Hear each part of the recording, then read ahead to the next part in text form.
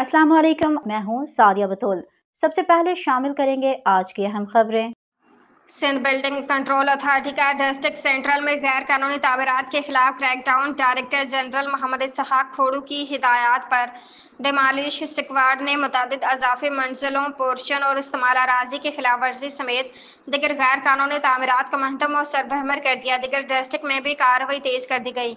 रवां साल सिर्फ 4 माह के दौरान डिस्ट्रिक्ट सेंट्रल समेत शहर भर में रिकॉर्डेड 579 कानूनी एक्शन लिए गए। रिपोर्ट जारी कर दी। तफसीलात के मुताबिक गैर कानूनी तामीरात के खिलाफ बड़े पैमाने पर जारी मुहिम के हवाले से SBCA ने साल रवां 2025 में 4 माह की कारकर्दगी रिपोर्ट जारी कर दी है, जिसके मुताबिक अब तक कराची डिस्ट्रिक्ट सेंट्रल में 348, ईस्ट में 140, साउथ 57, कोरंगी 25, वेस्ट 4 और डिस्ट्रिक्ट मड में 4, जबकि इंडस्ट्रियल जोन में 1 गैर कानूनी तामीरात के खिलाफ इनहदामी व दीगर कानूनी कार्रवाई समेत कुल 579 की भारी तादाद में कार्रवाइयां अमल में लाई गई, जो कि इस सिलसिले में रिकॉर्डेड तादाद है।